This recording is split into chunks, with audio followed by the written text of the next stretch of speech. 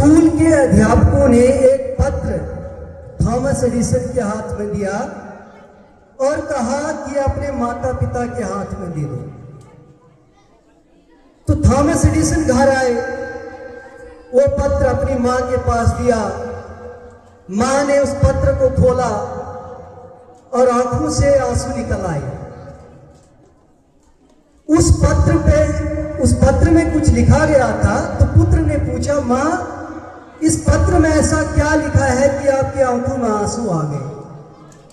तो मां ने जवाब दिया कि इस पत्र में लिखा है कि आपका बच्चा बहुत जीनियस है, बहुत प्रतिभाशाली है, कि हमारे स्कूल में इतने संसाधन नहीं है, इतने रिसोर्सेस नहीं है कि हम इसको यहाँ पे पढ़ा सके।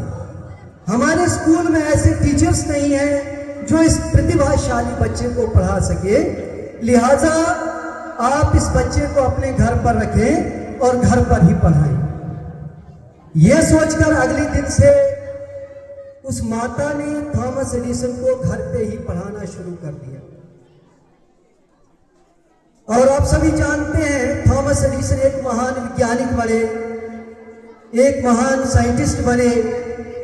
और कई सालों के बाद जब थॉमस एडिसन की मां की मृत्यु हुई, एक दिन थॉमस एडिसन जिस जगह पर मां बैठती थी उस डेस्क को कुछ देखना, पुरानी चीजों को छानना शुरू कर दिया।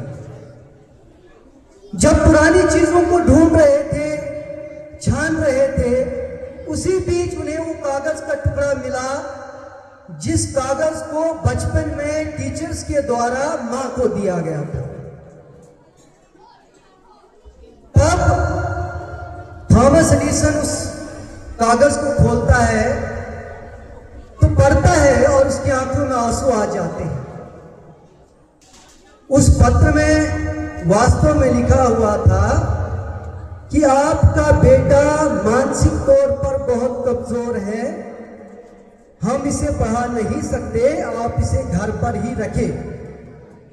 लेकिन मां तो मां होती है, मां ने उसका बिल्कुल अपोजिट बता दिया, बच्चे को उल्टा बता दिया और खुद कई सालों तक मेहनत की, बच्चे को बता दिया। अब जब थॉमस एडिसन ने उसको देखा, पढ़ा, उसकी आंखों से आंसू बहने शुरू हो गए। अपना पेन निकाला और अपनी डायरी पे लिखा कि Thomas Edison, which was a mentally ill child, but because of its heroic mother become the genius of the century। कि थॉमस एडिसन जो एक मेंटली इल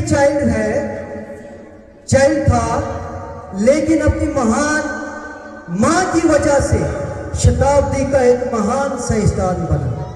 ये होती है मां बाप जो अपने बच्चों के लिए हर असंभव प्रयास को पार कर लेते हैं।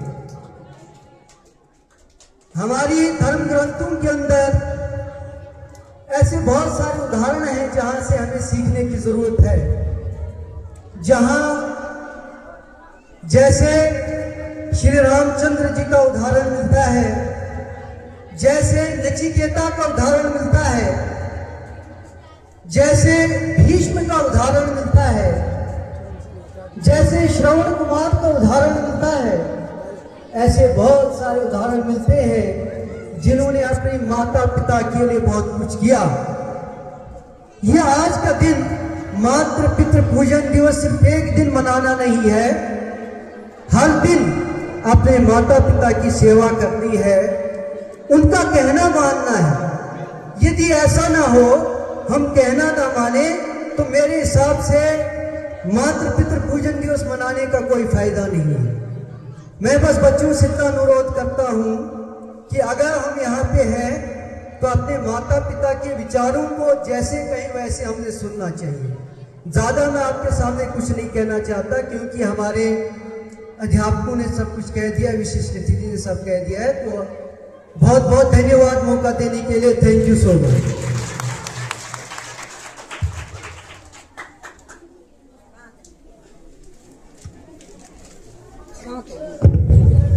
बहुत बहुत धन्यवाद आचार्य जी आपका। मुझे लगता है जिस क्षण का सभी अभिभावकों को एवं बच्चों को प्रतीक्षा है, वो क्षण आपके सामने आ चुका है। अब सभी बच्चे अपनी जो थाल लाई है, आप लोगों ने धूप लाया है, दीप लाया है, पुष्प लाया है, वो अपनी थाल को सजाएंगे और सभी अभिभावक अभी अपने अभिभावक के सामने जाके उनकी वंदना करेंगे, उनकी पूजा अर्चना करेंगे।